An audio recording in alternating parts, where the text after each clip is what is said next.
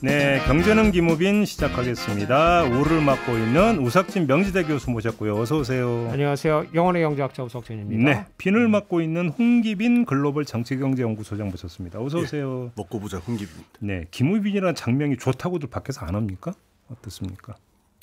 창피해서 그 언급을 안 합니다. 저는 하여간 기억하기 좋다고. 그래서 그렇죠.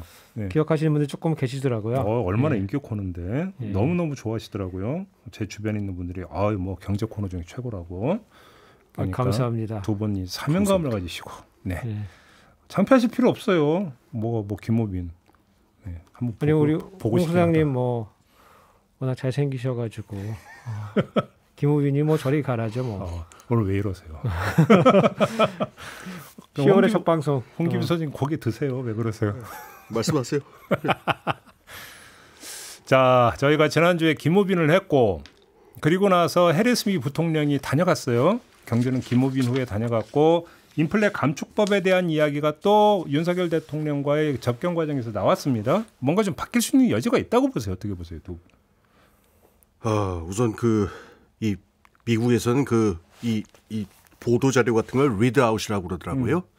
여기에 그 해리스 부통령 쪽에서 나온 리드아웃에는 이거에 대한 언급이 없다라는 그 얘기가 있고요. 그다음에 이제 창의적 해법이다라고 하는 말이 아마 크리에이티브라고 하겠다 뭐 이런 얘기인 것 같은데 글쎄요. 그냥 뉘앙스를 보면은 보통 크리에이티브라고 하는 말은 그 예외적인 뭔가를 만들겠다, 뭔가 기발한 발상을 하겠다 이런 얘기이기 때문에 뭔가 좀 특단의 뭔가 그러니까는 뭐 쉽지는 않겠다. 그 어떤 뭐 이렇게 노멀한 프로시저는 아니고 이런 걸 하겠다라는 어감 정도였던 것 같아요. 그다음에 리드아웃에 이게 언급이 없다라고 하는 것도 좀 찜찜한데 하여간 뭐 이렇게 쉽지는 않을 거다라는 저는 그냥 그런 느낌을 받았습니다. 우석진 교수님. 저는 이게 이제 대한민국에 지금 현안이 되고 있기 때문에 이 현안을 너무 이렇게 수위 높게 이렇게 지속시키는 거는 양국 간에 그렇게 바람직한 것은 아니다라고 하는 그런 문제의식은 서로 공유를 하고 있는 것 같아요. 다만 이제 지금 현실적인 이제 미국의 문제, 미국의 상황들을 고려해 봤을 때 당장 해결할 수 있는 거냐 그거는 아니고 그다음에 그 창의적인 그 해법이라고 하는 홍 소장님 말씀해 주셨지만은 통상적인 루트가 아닌 다른 방안을 모색해 보겠다라고 하는 거거든요. 이게 이제 우리가 흔히 하는 뭐 뾰족소가 있나 한번 찾아볼게. 그냥 이 정도 그러니까 수준으로 이해하면 되는 건가요? 어떻습니까? 근데 우리가 이제 한국하고 미국하고 FTA가 걸려 있기 때문에 FTA의 가장 중요한 정신 중에 하나는 최애국 조항이거든요. 그렇죠. 그래서 가장 좋은 혜택을 우리나라한테도 줘야 되는 거거든요. 그래서 그게 아니면 이제 FTA에 걸리기 때문에 서로 그런 법적인 문제가 이제 문제가 되면 서로 이제 모양새가 굉장히 안 좋아질 수가 있으니까 방안을 한번 찾아보자라고 하는 것 중에 하나가 이제 그 현대자동차가 있는 주에 이제 뭐 상원의원이 이제 개정안을 이제 발의를 한 건데 제가 보니까 개정안이 조금 세 보여요. 거기 조지아주. 조지아주에 이제 3년 이제 세액공제를 유예를 하자는 건데 그럼 다른 자동차도 이제 받지 못할 가능성이 있기 때문에 그거는 가능성은 저는 뭐 통과될 가능성은 높지 않다고 보지만은 그 뭔가 중간 정도의 예컨대 뭐 그 미국에서 생산된 거에 비중을 따져가지고 세액공제의 어떤 혜택을 좀 정해준다든가 그렇게 해서 뭔가 중간적인 어느 선을 지금 찾아보려고 모색하고 있는 중 아닌가. 다만 이제 그 홍 소장님 말씀하신 대로 미국에서 발표한 거랑 그다음에 우리 대통령실에서 발표한 거랑은 뭐 온도 차이가 뭐 어마무시하거든요. 거기 그 아까 말씀해 주신 그 리드 아웃이라고 하는 그 이제 보도자료를 보게 되면은 이런 언급이 뭐 하나도 돼 있지가 않아요. 알겠습니다. 이건 우리가 여러 번 얘기했으니까 한 번만 쑥 훑고 지나가는 걸로 하고. 요 얘기만 하고 넘어갈게요. 그 한미 FTA라든가 뭐 WTO에다가 뭐 제소를 하겠다 이런 얘기 나오는데 그거 하세월입니다. 그렇죠. 그 한쪽에서 버티고 뭐 이거 시간 놓치면은 이거 하세월 걸리는데 지금 3년이잖아요. 그러니까 지금 뭐 3년 이러다 훌딱 지나가면 뭐 하나만한 얘기가 돼버리기 때문에. 뭐 어려운 이치 있나요? 너 그 법정 갈래? 합의할래? 이거 뭐 그렇죠. 뭐 사실 그거죠. 근데 지금 뭐 우리로서는 목줄이 걸린 문제잖아요. 그러니까 빨리빨리 해결을 해야 되니까 지금 말씀하신 대로 뭐 조지아주 그 상원의원도 뭐 자기 지역구에서 벌어진 일이니까 중요할 거고. 제 생각에는 지금 안보적인 이슈하고 연계를 해가지고 한국의 뭐 어떤 동맹으로서의 중요성을 부각시킨다든가 해가지고 뭔가 패스트트랙을 찾아야 되겠죠. 알겠습니다. 그 정도로 하고 다음 이야기로 넘어가죠. 요즘 이제 경제 위기론 얘기가 조금씩 나오나 봐요. 그래서 국회 이제 기획재정위에서 이 얘기가 있었는데 추경호 경제부총리가 경제 위기 재현 가능성이 매우 낮다는 게 외부 시각이다. 이렇게 발언을 했습니다. 어떻게 평가하십니까? 그러니까 예, 말씀하십시오. 일단 이제 여기서 외부 시각이라고 할 때 이제 외부가 누구냐? 그렇죠. 그렇죠. 예, 보통 이제 그 기재부에서도 이제 경제 전문가들을 조금 불러서 얘기를 좀 들어요. 간담회 같은 것도 하고, 예컨대 뭐 학자들도 부르고 아니면 뭐 업계에 있는 증권사 선수들도 부르고. 잠깐만, 그 얘기니까 궁금해요. 교수님들 최근에 혹시 부름을 받으셨습니까? 저 뭐. 책임지십시오. 제가 원래 그 기재부 자문도 굉장히 많이 하는데 네. 뭐 최근에 연락이 끊어졌어요? 네. 이건 이제 우스갯소리인데 예, 사무관이 한번 전화를 한 거예요. 자문회의 하자고. 그래서 제가 한번 위에 사람한테 물어보고 다시 한번 전화해라. 네. 전화가 안 옵니다. 보통은 이제 원래 그러면 위에 사람이 직접 전화하셔야 되는 거 아니에요? 아니 보통은 이제 그 물어보고 좀 뜨거 할 수도 있잖아요. 검색 한번 해보고 뭐 뜨거 할 수도 있는데 그런 경우에는 보통 다시 전화해가지고 뭐 죄송한데 회의가 취소됐습니다. 뭐 그렇게 해서 보통 넘어가는데 전화도 안 합니다. 그래서 그래서 지금 만만치가 않구나. 눈치 없는 사무관. 그렇죠.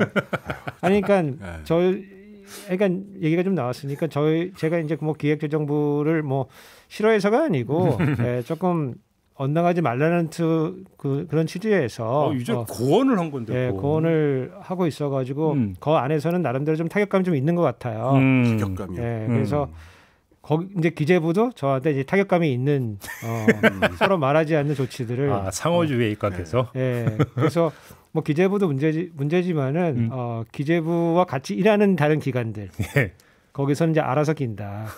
어떻게 해요? 우리 교수님 어떻게 해? 뭐 시선 집중해서 먹여 살려줄 걸로. 저희 뭐 슈퍼챗이라도 어떻게 받을까요? 공영방송 슈퍼챗을 받을 수는 없고. 네. 굿즈라도 만들어서 팔아야 되겠습니다. 그래요? 좋은 소식 듣는데 우 교수님 썼던 정책의 시간이라는 책이 세종도서 교양 부문에 선정이 됐다는. 뭐 이거 운이 좋아서. 네, 대신 인쇄 수입이 좀 늘 것 같다라는.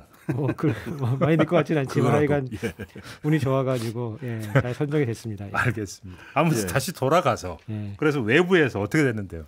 그러니까 이제 그런 사람들을 불러서 얘기를 듣는데 그러면은 이제 독립적인 여러 사람들을 불러가지고 얘기를 들어야 될 것 같은데 이제 부총리하고 간담회라고 하면은 부총리가 듣기 좋은 얘기를 할 만한 사람들을 위주로 구성을 하거든요.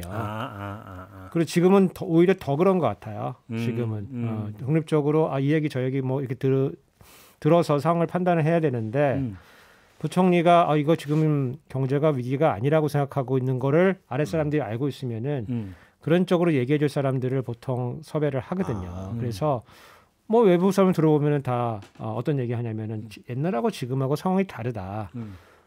뭐 그런 얘기만 하고 이제 끝나게 되니까. 이른바 확증 편향이라는 게 발동할 수가 있다는 얘기네요. 그죠? 그렇죠. 왜냐면은 그 아래 사람들을 모을 때 부총리가 듣기 좋은 얘기를 할 사람들을 위주로 모으는 거죠.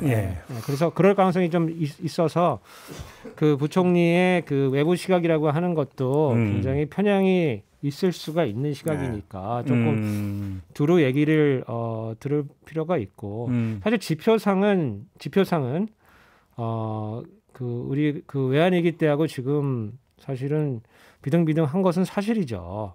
지표상으로 보면은 뭐 환율이라든가 뭐 여러 가지 동향 같은 걸 보면은 그런 거는 이제 사실이고 다만 이제 한국 경제의 준비 정도가 그때와는 조금 다르다. 그때는 사실은 우리가 재벌 기업들의 과잉 투자 문제가 굉장히 심했었고, 그다음에 우리 외환도 외환 보유고도 충분하지가 않았고 그다음에 단기 부채가 외채가 굉장히 상당히 큰 수준이었고 그래서 우리가 그 외채를 상환하지 못하는 그런 수준에 이르렀기 때문에 이제 외환 위기가 이제 온 건데 지금은 이제 그런 상황은 아니죠. 지금은 우리 외환 보유가 조금 그래도 뭐 조금 충분히 있는 편이고 그다음에 한국 경제의 펀더멘탈이라고 하는 게 그 당시에 비해 봤을 때는 훨씬 괜찮고 그리고 개별 기업들도 위험에 대비하기 위한 여러 가지 조치들을 특히 큰 기업들은 많이 갖고 있어요. 그래서 그 당시의 상황과 다르다는 거는 맞는데 다만 이제 그 당시에는 우리나라만 안 좋았고 특히 이제 뭐 아시아 이런 국가들만 안 좋고 세계적으로 나쁘지는 않았거든요. 그렇죠. 그래서 구원해줄 소방수들이 있었어요. 그래서 실제로 그렇게 구원을 받았고 지금은 이제 그런 상황은 아니에요. 그렇죠. 전 세계가 다 나쁘고 예컨대 그 당시에는 환율이 올라가면서 우리 원화가 평가 절하되고 환율이 올라가면서 수출이 많이 개선이 됐었거든요. 그렇죠. 지금은 환율이 올라가는데 수출이 개선이 되지가 않아요. 계속 적자고 지금 우리나라를 구원해줄 사람이 없어요. 그러니까 스스로 구원을 해야 되기 때문에 아니라는 생각을 갖고 있다가 지금 사실 위기의 초입인데 이렇게 지금 공무원들이 아니라는 생각을 갖고 있다가 혹시 이게 의도치 않게 촉발될 수가 있거든요. 그럴 때 지금 방어할 수 있는 수단이 많지가 않기 때문에 참으로 조심해야 되고 특히 이제 공무원들의 이런 태도, 이 위험을 덮는 태도, 우리가 국민들이 경계를 해야 된다.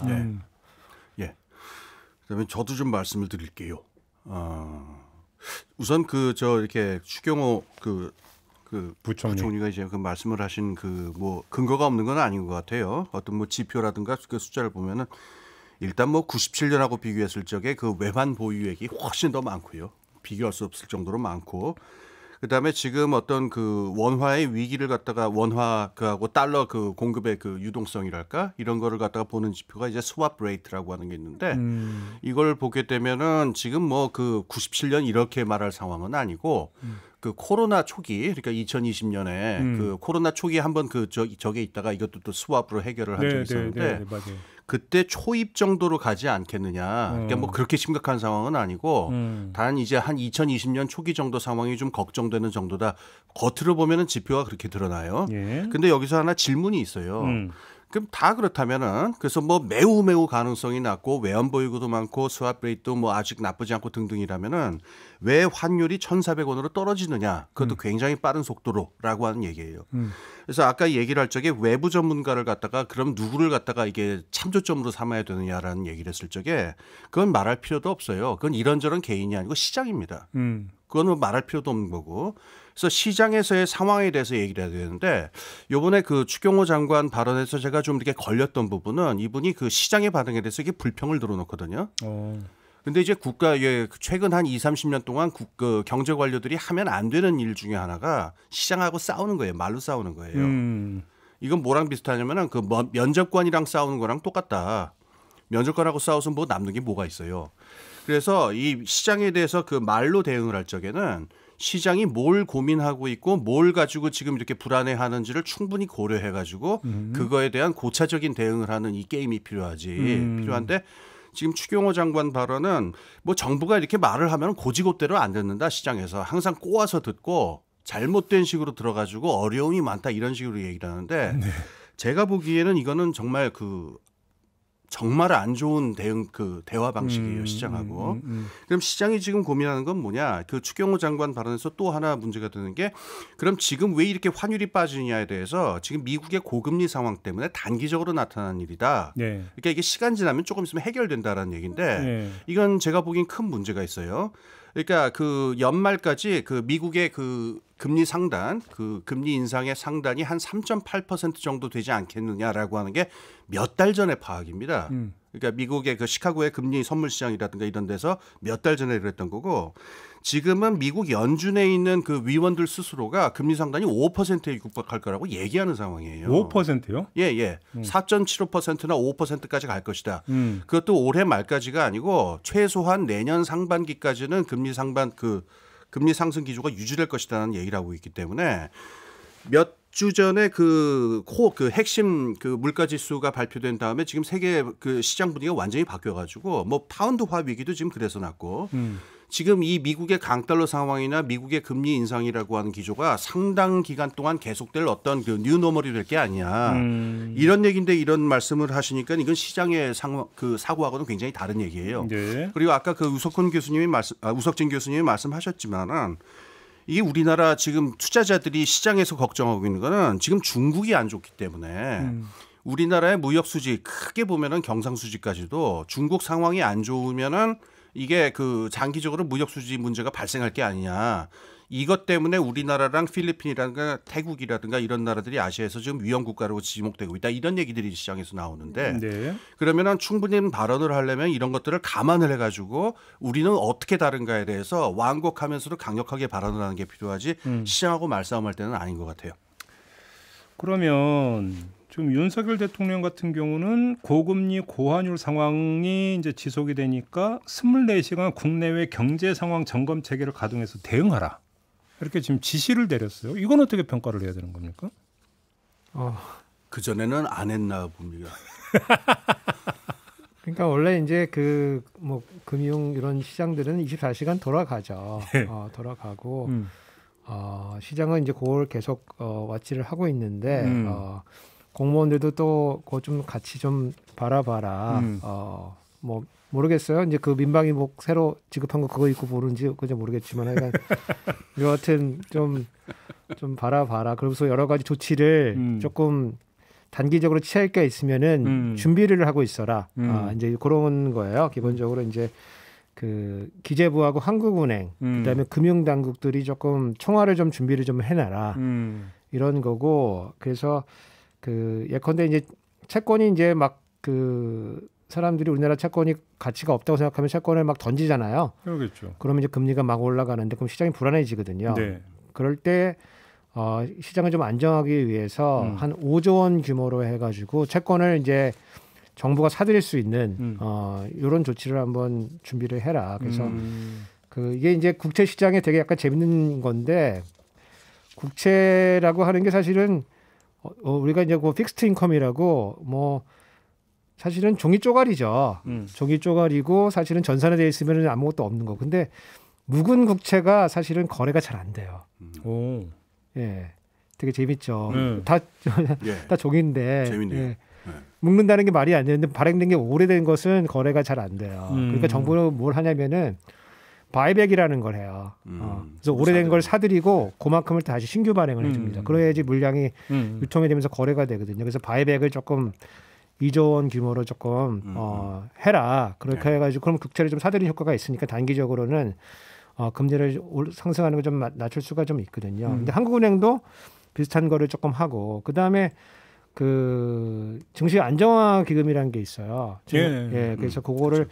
사실은 이제 문재인 정부 때 코로나 국면에서 한 10조 정도를 한 2020년도 초반에 모아놨거든요.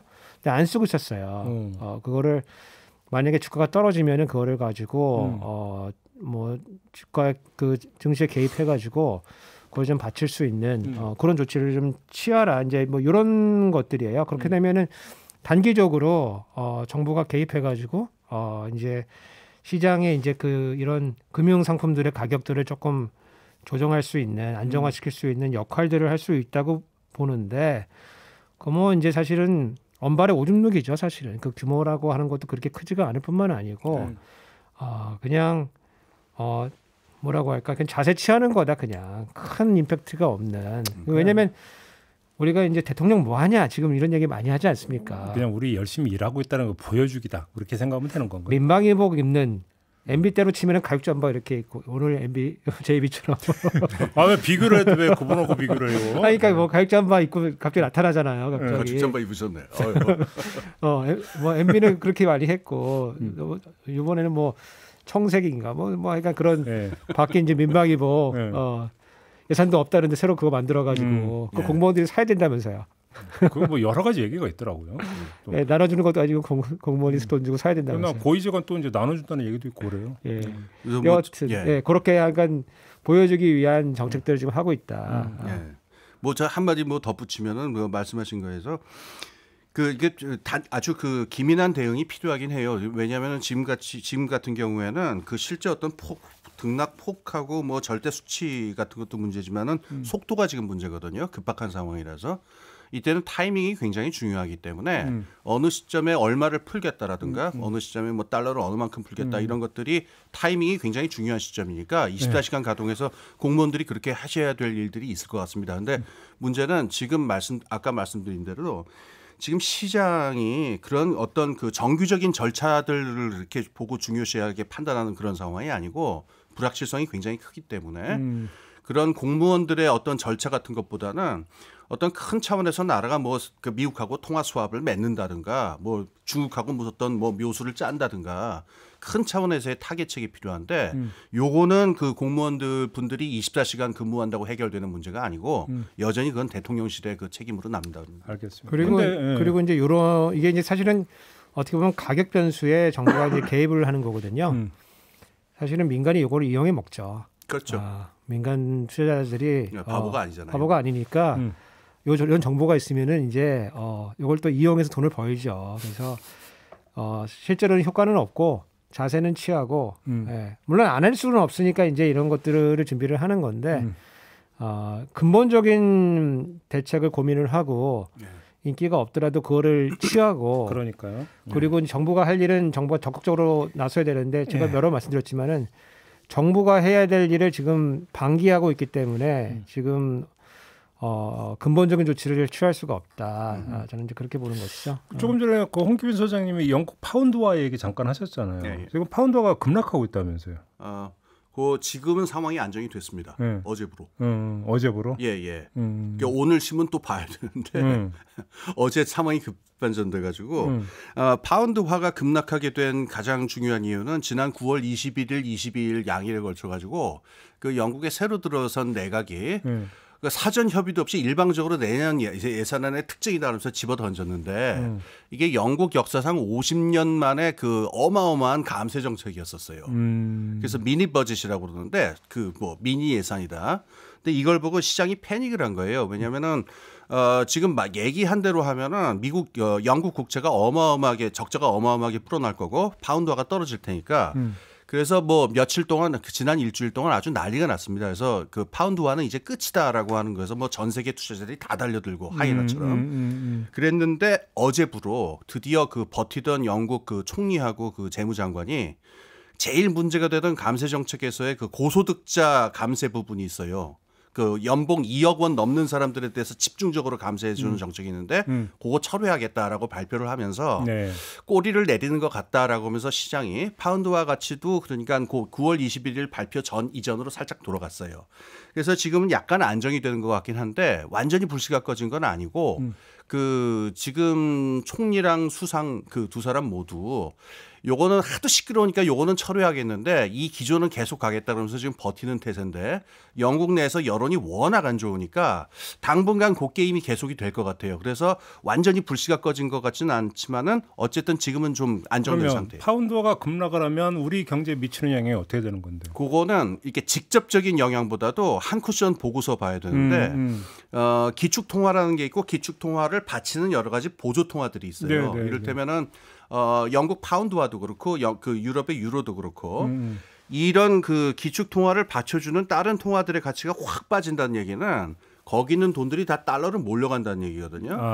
그럼 달러 가치가 또 걷잡을 수 없이 위로 올라갑니다. 그렇지. 그러면 원화 환율이 또 확 올라가겠죠. 그렇네요. 그러니까 뭐 좀 쉽게 당구 용어를 빌어서 얘기하면 한 쿠션 먹고 파운드화에서 달러를 한번 거쳐가지고 한 쿠션 먹고 투 쿠션, 쓰리 쿠션까지 가는 건가요? 지금 사실 따지면 레지가락을 죄송합니다. 얘기할 정도로 쿠션은 여러 가지 일파만파로 돌아옵니다만은 직접적으로 일단은 원화 환율을 달러의 가치를 끌어올려가지고 오는 그런 효과가 있을 수 있죠. 저는 뭐 이런 직접적인 이런 서로 영향을 주고받는 뭐 그런 효과보다도 지금 시점이 감세할 시점이냐 라고 하는 그런 정책적인 이제 함의를 조금 따져볼 필요가 있을 것 같아요. 맞습니다. 예, 그래서 이제 영국도 문제가 생긴 게 지금 대규모 감세를 하게 되니까 돈이 부족하니까 이제 영국도 국채를 발행할 수밖에 없을 것이고 국채 공급이 늘어나니까 국채 가격이 떨어질 것이고 그러면 국채 가격이 떨어진다고 예상됐을 때 내가 가지고 있는 국채를 좀 어떻게 해야 될 것이냐 투자자들이 생각을 할 것이고 또 가격이 떨어지니까 그럼 지금 당장 내가 팔아야 된다. 그래서 그럼 투매가 벌어지는 거고 그렇다면 이제 금리가 올라가고 이제 그 판 거 가지고 이제 그 파운드 버리고 달러로 가니까 이제 그 달러가 이제 파운드가 약세가 되고 이제 이런 현상들이 벌어지는 거거든요. 네. 이런 일들이 우리나라에도 벌어지지 말라는 법은 없다. 예. 그래서 맞습니다. 예. 감세안에 대해서 이번 뭐 국정감사나 이번 예산안 심의를 통해 가지고 한번 심각하게 한번 논의를 한번 해봐야 됩니다. 우리 그 좀 이따 좀 얘기 좀 해야 돼요. 예. 점검을 좀 해야 되고. 근데 그 이 영국 총리는 뭐 본인 스스로 처리 여인을 그러니까 주장을 하고 있는 분 아닙니까? 예. 괜히 그러니까 대쳤다라고 뭐 이러는 거 아닙니까? 이번에 망신했죠. 그러니까 가디언에 나온 표현을 보면 humiliating이라는 표현이 나오는데 완전히 그 개망신을 당했다 이런 얘기가 나오죠. 그 폼 잡다가. 그러니까 이제 저도 이제 비슷한 느낌을 받는데 그 자기 생각이 없고 자기 철학이 없이 남의 철학을 주워가지고 쓰시는 분들은 거기도 주고 있는 겁니까? 거기 이제 마가렛 대처 거 지금 주워가지고 예. 그러니까 제가 본 기사에 따르면은 마가렛 대처는 이 상황에서 어떻게 했을까 뭐 그런 생각하면서 이제 그 정책을 한다고 하니까 네. 예. 우리도 뭐 그런 분이 계시지 않습니까? 그분은 프리드만은 어떤 생각을 했을까? 기재부 사무관이 왜 다시 생각이 날까? 네. 그래도 일주일 버틴 거면 대단한 거라는 말도 있어요. 그 정도 시장에 난리가 났는데 버텼으니까. 그러니까 총리되고 처음으로 던진 정책이 이거였던 거잖아요. 그러니까. 그렇죠. 그러니까 그렇게 되는 망신을 거군요. 했다라는 표현이 나오죠. 근데 우리 지금 그 얘기했으니까 지금 예산 얘기했으니까 잠깐 좀 그거죠. 지금 사실 언론은 처음에 이제 영미권 신축 예산이 워낙 이제 그게 임팩트가 컸기 때문에 지금도 이쪽은 이제 모든 포커싱이 좀 이루어지고 있는데 예산 전체 부분을 좀 이제 보고 거기서 이제 방향이라든지 이런 것들을 좀 평가 좀 있고 해야 되는 거 아니겠습니까? 요 얘기는 좀 사실은 언론을 통해서는 그렇게 많이 나오고 있지는 않아요. 요 얘기를 좀 오늘 이 자리에서 좀 풀어봤으면 좋겠는데 어떤 말씀 주시겠어요? 그러니까 뭐 지금 국회에 지금 예산안이 지금 제출돼 있고 그거는 지금 막 심의를 막 하는 시즌은 아니고 그렇죠. 이제 국정감사가 오늘부터 시작되니까 국감을 한 계단 짚고 그렇죠. 이제 예산안 심의가 이제 진행이 될 그렇죠. 건데 그렇죠. 그거 통해서 이제 정보들이 조금 나올 거예요. 예, 그래서 예산이 제출된 것 중에서 사실은 이제 어느 부분이 많이 줄어들었는지에 대해서 조금 이제 심도 깊게 이제 그 검토가 돼야 되고 보통 지금 나온 걸 보게 되면은 대통령이 찾아가는 곳의 예산이 다 삭감이 되어 있다. 네? 대통령이 노인 찾아가면 노인 예산이 삭감이 돼 있고 군에 찾아가면 군 예산이 삭감이 돼 있고 보통 찾아가면 늘어야 되는 거 아니에요? 좀 찾아가는 걸로 때우는 거예요. 그러니까 잘 모르고 찾아가시는 것 같아요. 가서 예컨대 노인을 찾아가는데 노인 일자리 예산이 이제 삭감이 돼 있고. 아유, 그럼 뭐야? 며칠 전에 이제 그 국군의 날이었는데 군 병영 네, 맞아요. 설계비 뭐 전용했다. 네, 그 사실은 그 불용이라고 그러는데 불용 예산을 뭐 전용했다고 하는데 우리가 이제 불용이라는 건 사실 별로 없죠. 그렇죠. 불용이라고 하는 거는 쓰지 말라고 하니까 안 쓰고 있는 거지. 예컨대 이제 예산실하고 이제 그런 얘기를 하는 거. 요거 당장 예컨대 뭐 이전 비용으로 우리가 당장 편성해주기 힘드니까 요거 일단 율로 이전해가지고 전용해가지고 일단 쓰고 설계비 나중에 내고 다시 편성해줄게. 그런 식으로. 잠깐만 좀 말씀 끊어 죄송한데 두 분은 꼭 하나 여쭤보고 싶은 게 하나 있었어요. 뭐냐면 대통령실 이전 비용을 조달하는 과정에서 예비비 496억 말고 300억 넘게 더 이제 그 다른 그 부처에서 끌어와가지고 전용해서 썼다라는 거잖아요. 근데 그 대상이 보니까 거의 대부분이 국방부 아니면 경찰청이란 말이에요. 근데 왜 이 두 곳에 집중돼 있는 거예요? 일단 군인은 말을 하지 않지 않습니까? 역시 그 이유라고 봐야 되는 겁니까? 군인은 말하지 않고 불평불만을 하지 않아요. 예컨대 가장 대표적인 예가 그 뭐 예전에 청와대 한번 뭐 가보신 분들은 아시겠지만 청와대가 있고 그 주변으로 보면은 숙소들이 엄청 많아요. 숙소들이 엄청 많아요. 그래서 거기서 쉬고 경비하는 인력, 뭐 경비단 이제 뭐 시설이죠. 관리하는 인력 거기서 쉬고 왔다 갔다 하는 건데 용사들을 옮기면서 그 숙박 시설이 다 간 건 아니거든요. 그럼 굉장히 열악한 상황에서 그렇죠. 그걸 이제 식처방이라고 하지 않습니까? 뭐 그래서 컨테이너에서 뭐 한번 생각 한번 해보십시오. 그게 거기서 땀 냄새가 막 엄청 나가지고 식초 냄새가 난다는 얘기인데, 예, 이 경비하는 인력이 교대하고 쉬고 이런 시설이 전혀 안 된 상태라는 거거든요. 굉장히 안타까운 상황이에요. 지금 우리가 21세기를 사는 이 시기에 20세기에도 경험하지 않은 그런 상황이 만들어지고 있던 진짜 어처구니 없는 일인데 이거를 젊은 병사들한테 강요를 하는 거거든요. 그렇다고 해서 뭐 간부들이 뭐 식처방에서 살겠어요? 그건 아니잖아요. 그렇죠. 근데 걔네들이 불평불만을 그렇게 하지는 않죠. 그러니까 별로 이제 드러나지 않는다. 드러나지 않죠. 그리고 항상 국방이라고 하는 거는 보안이라고 하는 대비라고 하는 항목을 묶을 수가 있어요. 그렇죠. 예를 들어서 지금은 이제 프로그램 예산제이기 때문에 좀 말이 좀 어렵지만 하여간 국방 예산이 조금 드러나 있는데 예전에는 맞아요. 국방이 투명성 문제가 있었죠. 예산 항목이 국방비예요. 국방 하나. 그냥 딱 하나. 예. 심사할 수도 없어요. 이야.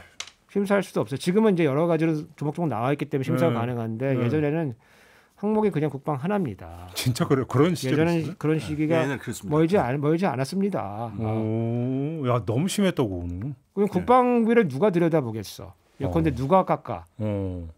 지금도 이제 그 합참의 소요를 제기하면은 합참의 소요를 누가 네가 나를 지킬 거야?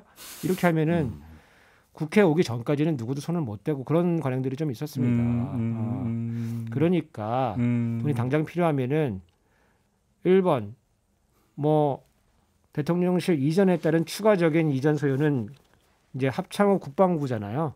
그거 니네 거잖아. 그 니네가 조금 알아서 조금 해결을 해야 되고 그러면서 나중에 우리가 보상해 줄게. 이런 딜이 가면서 역시 불평불만을 하지 않으니까. 역시.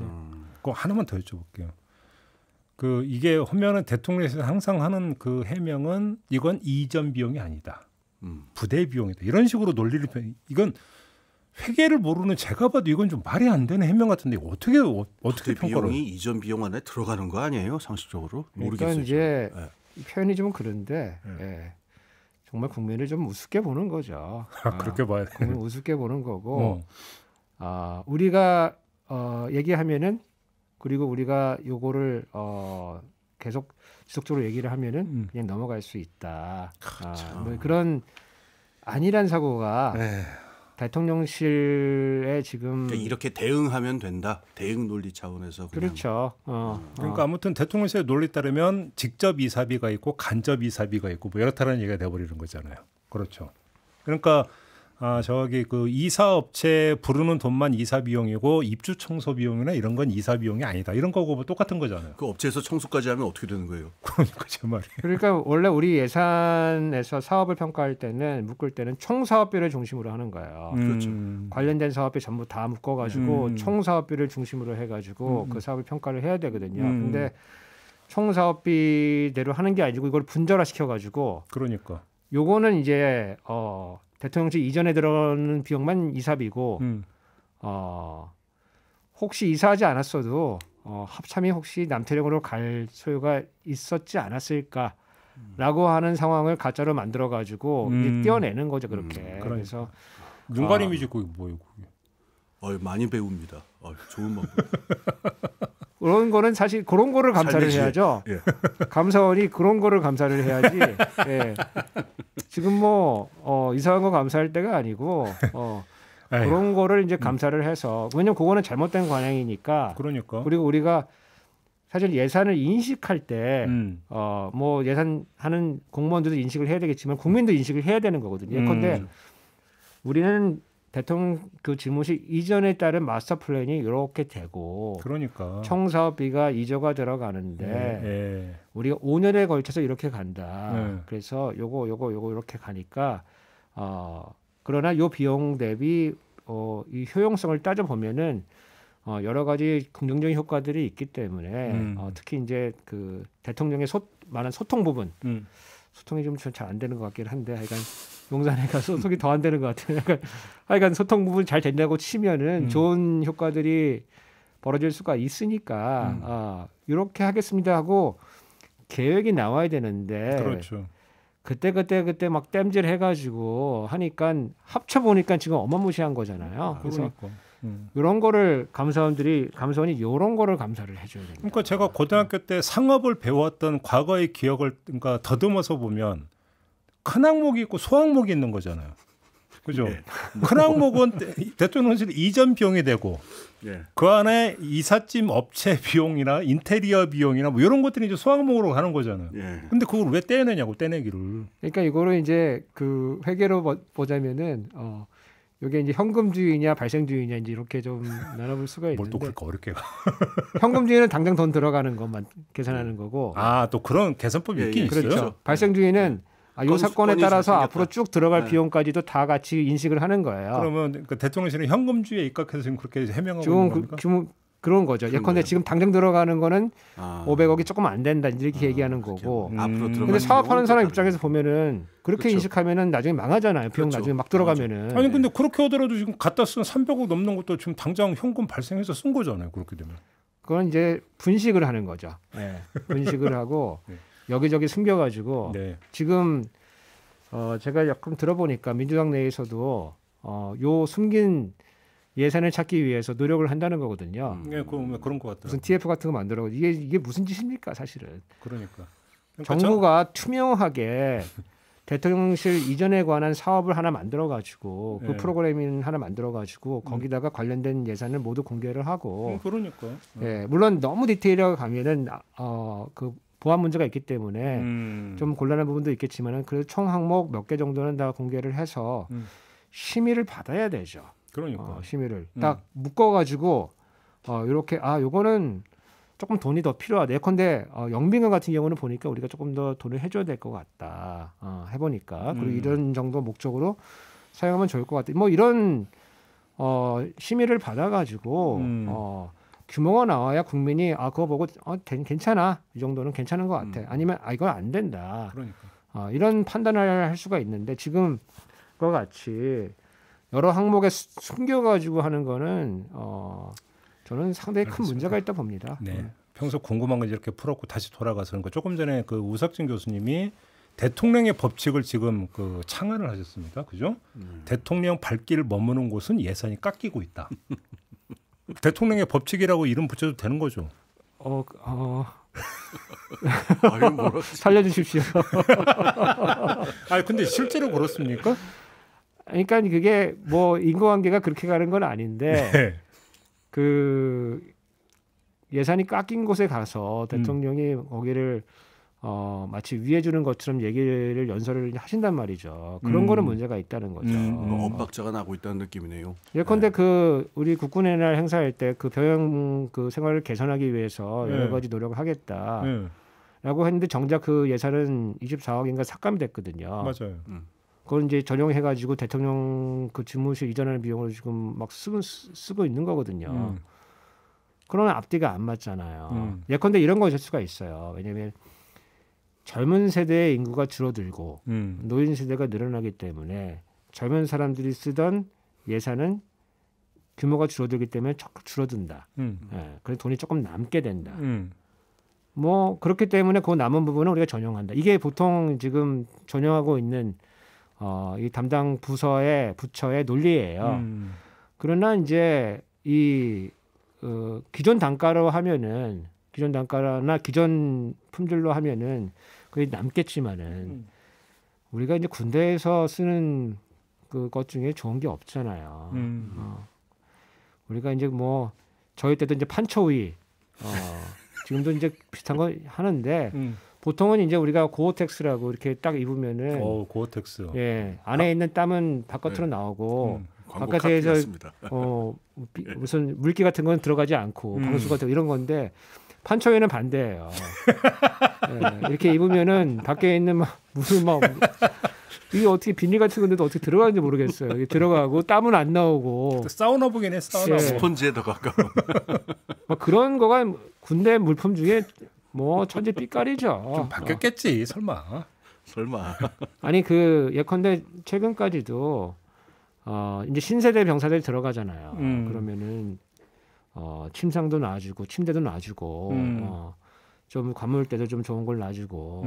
근데 그런 거 아닌 막사들도 엄청 많아요. 뭐 20인 지금 이제 깡통 막사가 있는지 모르겠지만 깡통 막사에서 뭐 아마 뭐 있을 거라고 생각하는데 굉장히 다수가 살고 있는 그런 데서 굉장히 안 좋은 병역 문화가 나오거든요. 왜냐하면 20년, 30년 같이 생활하다 보면은 군기를 잡을 수밖에 없어요. 예, 그래서 윤석열 대통령이 오늘 그 출근길 문답에서 건전 재정 유지하면서 성장 동력 살리며 챙기겠다 이렇게 이제 발언을 했다고 해요. 이게 좀 우리가 지금 이야기하는 예산하고도 좀 여기 연결이 되는 그 발언이라고 봐야 되는 거 아니겠습니까? 이게 아마 그 엊그제 있었던 영국 사태하고 관련해서 아마 나온 발언이 아닐까 싶은데. 그러니까 그 영국에서 결국 영국 정부가 이제 결국 꼬리를 이제 내리는 형국인데 이게 그 지금 그 국제적으로 지금 월스트리트 저널에서 그 논평한 걸 보면은 앞으로 영국 같은 나라들이 많을 것이다. 그러니까는 그 지금 대외적인 어떤 경제 균형보다도 국내에서의 성장을 우선시해 가지고서 그 무책임한 그 재정 팽창을 하거나 감세 정책을 하는 나라들이 많이 나올 텐데 영국이 지금 시범 케이스로 걸린 뭐 그러니까 그 광산 안에 카나리아 같은 경우가 아니냐 뭐 이런 논평이 있었어요. 그러니까 아마 여기에 대해서 대응하느라고 아마 이런 말씀을 하신 것 같아요. 건전 재정을 유지하겠다. 근데 아까 그 감세 말씀하셨는데 이번 영국 사태에 중요한 교훈이 하나 있다고 한다면은 지금 감세 정책도 그러니까 쉽게 할 섣불리 할 적이 아니다. 우리가 보통 재정 팽창 얘기하면서 이제 지출 늘어나는 것만 주로 생각을 하는데 요즘은 이제 경제 성장을 살린다 그러면서 감세하는 그런 그 경향이 굉장히 몇십 년 동안 강했잖아요. 그러니까 지금은 오히려 감세가 문제가 되는 이런 형국인데 건전재정이라는 말을 이 말은 굉장히 뭐 좋은 말처럼 들리는데 우리나라의 감세 기조가 그러면은 이게 지금 상황에 맞는 것인가 이거에 대해서 좀 생각을 좀 해보시면 좋을 것 같아요. 근데 우리나라 같은 경우는 그러니까 정부가 예산을 그렇게 짰고 그다음에 뭐 세법을 만지작거리고는 있다고 합니다만은 지금 더불어민주당 같은 경우는 초부자 감세는 안 하겠다. 맞겠다 지금 이런 입장이잖아요. 이거는 그러니까 사실은 이제 끝나봐야 하는 거 아닙니까? 그렇게 돼버리면 그게. 그러니까 뭐 이재명 대표 같은 경우에도 요 부자 감세라고 명명을 하고 특히 이제 법인세, 최고세 관련된 것들은 그렇죠. 이제 뭐 하여간 뭐 그냥 바로 통과시켜 줄 것 같지는 않아요. 그래서 조금 더 뭐 지켜봐야 될 것 같고 이 건전 재정이라고 하는 거가 굉장히 도구마 같은 거거든요. 그러니까 쓰는 거 조금 줄이고 그리고 그러면 동시에 수입을 좀 확충을 해야 되거든요. 그러니까 감사하고 맞지가 않아요. 그리고 다들 이제 코로나 국면에서 다들 무리해서 다 재정을 확대했기 때문에 다들 세입 확충을 위해서 노력을 하는 거거든요. 그래서 지금 시점에서 건전 재정의 깃발을 지금 들고 있는 게 지금 맞는가라고 하는 의구심이 들고 그게 맞다 그래도 감세와 같이 가는 건전 재정이라는 게 무슨 말인가라고 하는 의문점이 좀 드는 것이죠. 그리고 지금 그 우리 뭐 고환율 이런 상황에서 결국에는 우리 금리도 따라 올라갈 수밖에 속도의 문제지만 따라 올라갈 수밖에 없는 거고 그 과정에서 파생돼서 나오는 많은 희생자들을 결국에는 정부가 떠날 수밖에 없거든요. 그렇죠. 그렇다면은 그 총알을 준비를 해놔야 된다. 그럼 그게 지금 건전 재정이라는 거하고 지금 맞게 가는 건지. 그러니까 그 대통령에게 뭐 대통령이 뭐 경제 전문가는 아니니까 컨설팅을 하고 있는 그룹들이 지금 제대로 하고 있느냐, 아니면은 대통령이 듣고 싶은 얘기만 하고 있는 것이냐. 그러니까 저는 그래서 이거 조금 상관은 없지만은. 부대 열중샷하고 지금 상관이 있는 거다. 이렇게 보고 있어요. 안 했잖아. 그러니까 부대 열중샷이라고 하는 거는 제가 이제 장교 출신이기 때문에 전방에서도 근무를 하지 않았겠습니까? 네. 누가 와서 강의를 해도 민간인이 와도 부대 열중샷을 안 하는 경우는 없어요. 왜냐하면 그건 무조건 얘기를 해주거든요. 왜냐하면 그게 굉장히 중요한 군과 소통하는 요 코드거든요. 그게. 그게 없으면 소통이 안 돼요. 그러겠죠. 부대 중처가 없으면은. 그렇지. 그렇죠. 그거를 말을 할 수 없는 그런 상황이면은 경제 상황도 마찬가지일 거다. 이런 조언도 중요한 매개짚을 예컨대 지금은 건전재정 할 때 아닙니다. 지금은 감사할 때가 아니고 조금 좋아지면 그때 감사하십시오. 그렇죠. 저도 이제 사실은 법인세는 내려야 된다고 저는 생각해요. 근데 지금은 아니다라고 하는 얘기를 아무도 못 하고 있는 거다 지금. 네, 그렇기 때문에 그 경제에서도 지금 부대 열중설 실종 사건이 지금 사실 벌어지고 있는 거라고 본다. 알겠습니다. 이 예산 문제는 아마 그 10월 말까지 국정감사가 진행이 되고 10월 말 이제 11월 아마 이때 이제 그 예산안 심사가 이제 본격화될 것 같은데 그때 또 우리가 한번 좀 집중적으로 짚어볼 기회가 좀 있지 않을까 싶어요. 오늘 이 정도는 이제 운을 떼는 걸로 좀 가름을 하도록 하고 시간이 많이 흘렀는데 짧게 혹시 그 론스타 관련 그 판정문 있잖아요. 예. 지금 법무부가 전문을 공개를 했는데 보셨어요, 두 분은? 어떻게 그 짚을 포인트가 있던가요? 네, 관련된 그 신문 기사를 제가 봤는데 포인트가 한 두세 가지 정도가 있어요. 그러니까는 전문에 우선 제일 문제 하나가 그 확실히 그 전문을 공개하니까 이게 그 한동훈 장관은 이걸 취소를 소송을 하겠다 이랬는데 지금 나온 걸로 봐가지고는 그러니까 소수 의견을 가지고 이걸 뒤집겠다는 얘기는 그 송기호 변호사님이 그런 표현하셨는데 소수 의견 가지고 대법원 판결을 뒤집겠다는 건 똑같다. 소수 의견이 나왔다고 하더라도 판결이 났으면 그걸로 끝이거든요. 이건 단심제이기 때문에. 그렇죠. 근데 그걸 모를 리가 없는데 자꾸 이 말씀을 하시는데 지금 전문을 공개해도 지금 뭐 그거를 뒤집을 만한 뭐가 나오지는 않았습니다. 그래서 결국은 취소를 하려면 취소 소송 사유 들어가야 되는데 다 절차들이잖아요. 그 관계된 게 없고. 문제가 되는 거는 전문을 공개하고 보니까 이 판정부에서 한국금융위원회에서 그 뚜렷한 잘못을 했다. 그 하나은행한테 그 매각할 당시에. 그래서 그게 분명한 이유가 돼가지고서 지금 우리가 그 돈을 물게 된 건데 이러면 정상적으로 보면은 그러면 그때 금융위가 어떤 잘못을 했는지에 대해서 조사에 들어가야 되고 지금 우리는 어마어마한 돈을 내게 됐으니까 이 조사에 들어가야 되는데 이게 공소시효도 아직 남았거든요. 2027년까지 남았어요? 남았습니다. 그러니까 50억이 넘는 경제가중범죄는 15년이에요. 그러면은 그게 2011년, 12년에 벌어진 일이기 때문에 2027년 그 요번 정권 말기까지는 그게 그 공소시효가 남았어요. 그럼 빨리 이거를 갖다가 그러니까 제가 보기에는 이 취소 소송이라고 한 건 지금 성립할 것 같지가 않고요. 취소 조치는. 그럼 국내에서 금융위의 책임을 묻고 이거에 대한 조사에 빨리 들어가야 되는데 이번에 전문을 공개하면서 제가 제일 놀란 거는 그 사람 이름을 다 가려놨어요.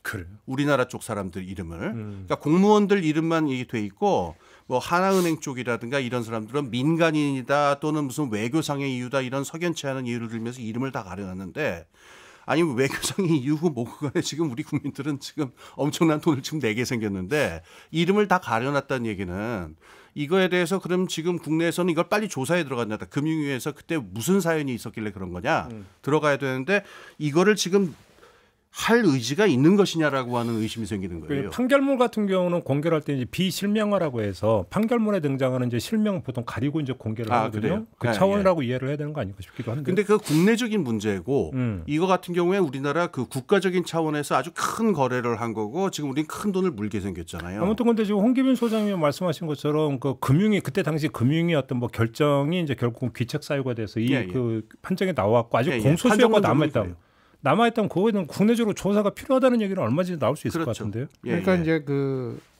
한동훈 장관이 얘기했던 이제 취소 소송 같은 경우에 설사 이긴다고 해도 사실 이거 중재재판 다시 하는 거거든요. 그런 셈이죠. 비용이 또 들어가겠네요.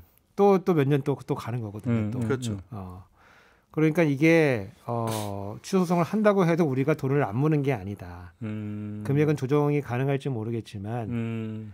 더 물 수도 있고 덜 물 수도 있고 근데 요 과정을 다시 하는 거다. 변호사 비용 물고 근데 그 와중에 공소시효는 간다. 그러면 금융위 조사가 또 안 될 수가 있다는 얘기가 되버렸죠. 그렇죠. 왜냐면 확정이 안 됐으니까. 그러니까. 왜냐면은 요게 이제 그 금액이 확정이 돼서 우리가 물게 돼야 이제 구상권을 이제 그렇죠. 행사를 할 수가 있게 되는데 그렇죠. 요게 오히려 그게 더 효율성이 있다. 그렇게 되면 이제 공무원들이 다 모두 면피가 되는. 그렇죠. 시간을 끌면. 예, 시간 끌어서 나중에 이제 수사하자 그러면은 예. 공소시 지났다, 공소시 도과했다, 이제 이렇게 되는 어허. 그런 이제 꼼수가 이제 숨어 있는 거 아니냐고 강하게 의심해 본다. 이런 의혹이 나오는 제일 중요한 이유는요. 이 한동훈 장관이 지금 너무 이게 성립할 수 없는 이거 취소 소송을 하겠다. 아까 여러 번 말씀드렸지만은 ISDS가 취소되는 건 순전히 절차상의 하자가 있을 적에 중지 판정부가 잘못 구성된다든가 뇌물이 왔다 갔다 했다 이런 경우인데 지금 이건 그런 경우라는 증거는 아무것도 없거든요. 예. 그러니까 너무 가능성이 낮은 그거를 취소 소송을 하겠다는 얘기를 자꾸 하니까 왜 이런 어림도 없는 일을 얘기를 자꾸 하시나 그러다 보니까 이런 의혹이 커지는 게 아니냐는 거죠. 그때쯤에 이제 본인은 이제 법무부 장관 안 하고 있을 거고. 그렇죠. 그다음에 공소시효는 뭐 끝날락 말락할 수도 있고.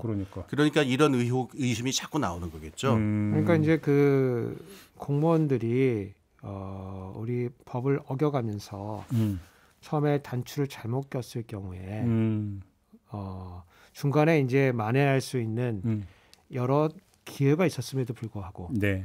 그 조직을 살리기 위해서 덮어서 그렇죠. 결국에는 여기까지 오게 되고 결국에는 국민적인 이제 비난이 강해지니까 론스타가 하고 이제 하나금융하고 이제 거래가 이제 매각 거래가 있었을 때 요거를 못 팔게 하고 결국에는 가격을 좀 깎아라. 그래서 인정된 게 그 5천억 정도가 이제 인정이 된 거거든. 그게 쟁점이 돼가지고 그 중에 이제 3천억이 한국 책임이다. 배상해라. 이렇게 된 거거든요. 이걸 이제 다시 간단하게 말씀드리면은 하나금융이 5천억을 싸게 샀는데 그 중에 3천억을 하나금융은 이득을 보고 3천억을 국민 세금으로 물어내야 되는 일종의 배임이 발생한 거다. 그렇죠. 배임이 발생한 거다. 그리고 국민들이 진실을 원한다. 진실을 원하고 소위 말하는 모피아죠. 네. 지금 이번 정부에 다 모여 있는 모피아들. 예. 진상 규명과 책임 추궁 단죄가 필요한 그런 시점이 이제 온 거다. 확실하게 오늘 이제 포인트는 잡았네요. 예. 이제 공소시효까지 남아 있다면 당시 금융위는 누가 주도해서 왜 그런 결정을 내려갖고 이렇게 피해를 입히게 됐는가? 예. 이거에 대한 조사는 반드시 필요하다. 예, 저는 그렇게 생각해요. 그렇게 정리하면 되겠네요. 그렇죠. 알겠습니다. 오늘 이렇게 마무리를 하고 두 분과는 좀 인사를 나눠야 될 것 같습니다. 수고하셨습니다, 두 분. 예, 고맙습니다. 네, 감사합니다. 저도 함께 올라가겠습니다. 고맙습니다.